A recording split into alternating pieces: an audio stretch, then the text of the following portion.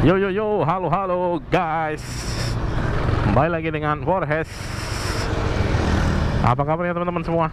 Semoga yang nonton video ini selalu diberikan kesehatan, keselamatan, dan semua kebutuhannya bisa tercukupi. Sip, mantap. Wow wow wow. Oke, ngevlog siang-siang hari. Oke, kali ini saya akan membahas ya. Lagi-lagi ada pertanyaan atau saran atau ide di kolom komentar YouTube yang bertanya, wah harusnya belajarnya naik sepeda listrik dulu. Nah, ini sepeda listrik, teman-teman tahu ya, sepeda listrik yang kecil itu sepeda bentuknya kayak sepeda lipat. Terus ada motornya, ada penggeraknya, terus ada baterainya di belakang biasanya. Itu sepeda listrik. Katanya ada yang bilang pakai itu dulu kalau mau belajar, atau beli itu dulu. Wah, saya agak sensitif ya dengan kata beli itu dulu. Demi bisa melancarkan naik motor. Nah di sini ya. Karena kalau yang naik motor ini kan pastinya kan ya adalah orang-orang yang sederhana, saya bilang ekonominya cukup sederhana ya. Jadi ya kalau naik motor itu harus beli sepeda listrik dulu, terus harus lancarin sepeda listrik dulu. Nah, jadi dari sudut pandang saya ini ya, saya menjawab dari sudut pandang saya ya. Tujuannya naik motornya apa? Tujuannya belajar naik motor itu apa? Supaya apa gitu? Terus kenapa harus sepeda listrik ya? Kenapa nggak langsung ke motor beneran aja? Oke, jadi yang pertama, tujuannya belajar motor apa? Ya kan transportasi ya, supaya bisa kemana-mana ya. Pastinya jaraknya tidak dekat-dekat saja dong. Tidak mungkin belajar naik motor supaya bisa beli beras di warung depan gitu, atau beli ke Indomaret, Alfamart terdekat gitu kan, tidak mungkin, pasti jaraknya jauh.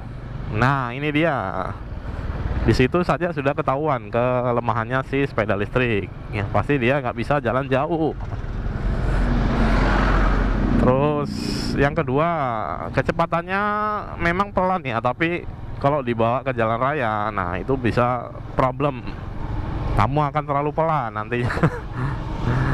Yang mana kalau misalnya dipakai untuk misalnya ke sekolah atau mau kerja naik sepeda listrik, ya boleh-boleh aja, sah-sah aja ya. Cuman kalau terlalu lambat nanti apakah nggak merugikan kamu dari segi waktu? Terus misalnya kalau ada trouble, misalnya ya ada trouble, misalnya baterainya habis, lowbat, karena mungkin tempat yang kamu tuju agak jauh, terus pulang pergi kan gitu. Baterainya tiba habis, lowbat gitu. Apa yang kamu lakukan? Kamu gowes gitu sepedanya. Ya itu sah-sah aja ya. Cuman kembali lagi ke tujuannya belajar motor apa ya? Supaya dia bisa bisa berpergian jauh sendiri, mandiri ya, secara mandiri. Tidak terikat waktu misalnya, atau tidak terikat jarak. Jadi ya kalau di sepeda listrik sendiri, yang pertama memang mudah ya, belajar sepeda listrik itu memang mudah. Terus kalau saya sendiri disuruh belajar sepeda, saya disuruh mengajarkan untuk belajar sepeda listrik sendiri, yang pasti kemungkinannya satu, sepeda listriknya jebol. Karena saya cukup berat, heavyweight, saya cukup berat badannya ya. Terus ya yang pasti kalau dinaikin orang berat, kecepatannya pasti makin lambat. Yang saya tahu itu kecepatannya kan maksimumnya berapa kali? 40 km per jam, 50 km per jam maksimum ya.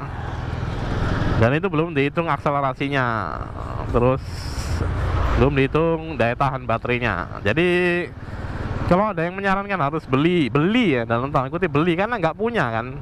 Rata-rata rumah di Indonesia itu punya motor tapi nggak punya sepeda listriknya.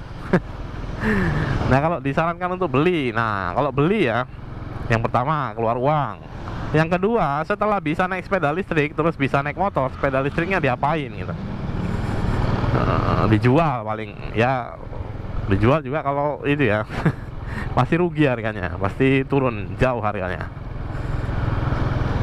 Nah, kalau yang pas-pasan ya kayak anak sekolah, anak kuliah kan, uang sakunya pas-pasan, terbatas. Jadi apakah harus beli sepeda listrik dulu baru belajar motor? Ya kembali lagi ke saya ya, saya sih nggak pernah memaksa atau mewajibkan kalau belajar motor harus belajar motor matic, terus maticnya harus matic yang ini. Nggak boleh kalau di rumahnya ada motor bebek, nggak boleh, harus belajar motor matic dulu, enggak ya. Jadi saya selalu menyarankan pakai aja yang ada dulu di rumah misalnya. Kalau di rumahnya ada motor matic ya motor matic dipakai dulu untuk belajar. Kalau adanya motor bebek ya saya sudah bikinkan juga untuk tutorial motor bebeknya. Nah, jadi disesuaikan aja dengan situasi kondisinya. Tapi kalau memang nggak keberatan untuk beli sepeda listrik ya nggak apa-apa pakai sepeda listrik juga. Tapi ketika dari sepeda listrik yang ya saya bisa prediksikan itu bobotnya sangat ringan sekali ya, hampir mirip dengan sepeda, cuma ditambahin beberapa part aja yang bisa dia untuk jalan ya, mesinnya dan tempat baterainya mungkin ya. Tapi secara bobot dia akan lebih ringan daripada si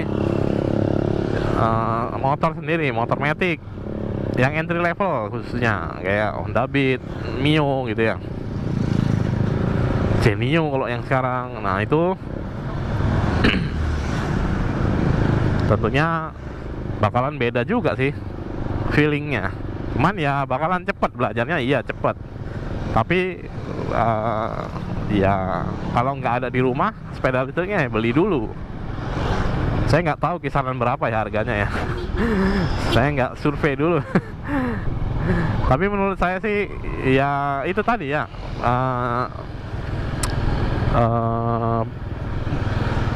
untuk saya sendiri ya, dari sudut pandang saya sendiri ya, yang pertama itu kalau disuruh beli, karena kan nggak umum ya ada sepeda listrik di rumah. Kalau motor mungkin lebih umum ya, ada motor di rumah ada, itu lebih umum kayaknya. Tapi kalau ada sepeda listrik di rumah itu nggak umum.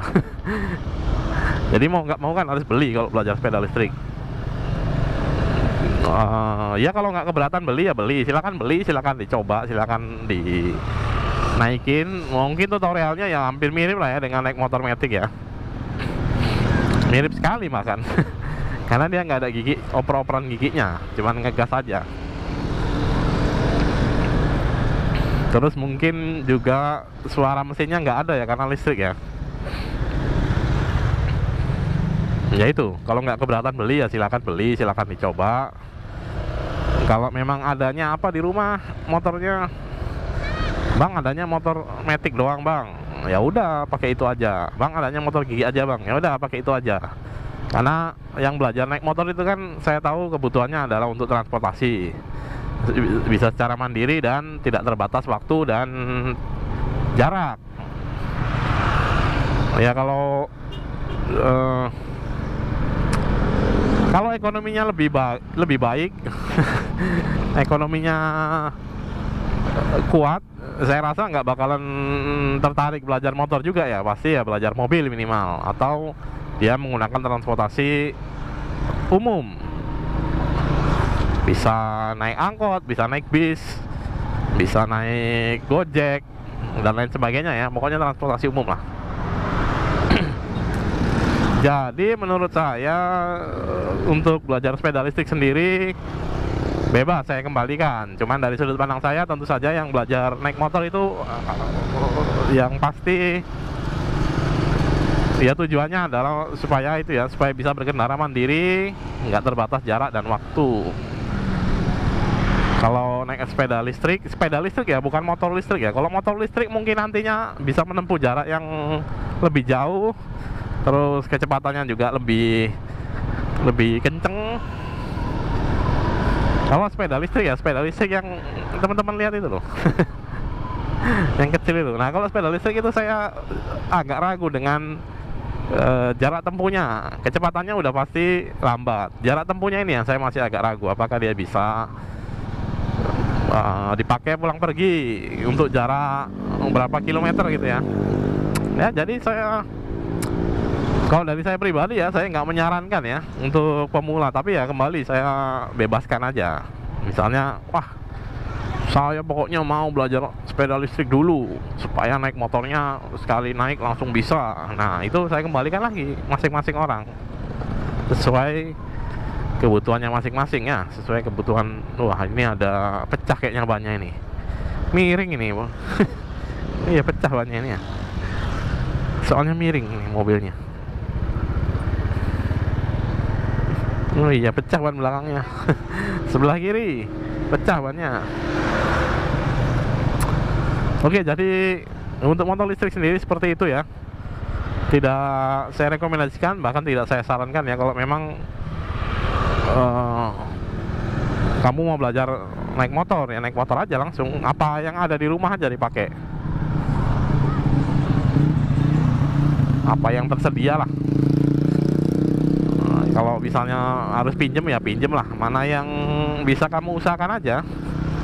Kalau memang belum punya uang untuk beli ya udah pinjem dulu. Punya siapa itu, misalnya punya om atau punya siapa, punya tetangga yang baik hati.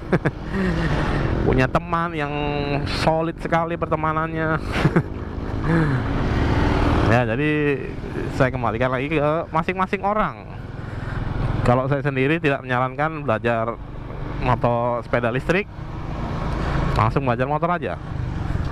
Yang penting tempatnya belajarnya jangan langsung ke jalan ya, tempatnya cari yang sepi-sepi dulu. Di lapangan bola itu sangat minimal, sangat enak lah belajar di situ. Lapangan bola ya, kalau nggak ketemu komplek-komplek yang masih sepi gitu, lapangan bola menurut saya masih salah satu opsi tempat belajar naik motor yang sangat nyaman. Oke, demikian untuk ngebahas soal ini ya. Sepeda listrik. Jadi kalau mau belajar motor harus belajar sepeda listrik dulu biar gampang. Enggak juga sebetulnya ya, sama aja dengan belajar sepeda lah. Kalau sepedanya nggak ada, apakah selamanya nggak belajar naik motor? Nah itu balik lagi ke orangnya masing-masing, yang seperti saya bilang tadi. Oke, demikian untuk video kali ini. Terima kasih sudah menonton. Salam Wakanda Forever. Mana Wakanda Forevernya bang? Ntar dulu bang, sabar bang. Salam Wakanda Forever dan bye bye.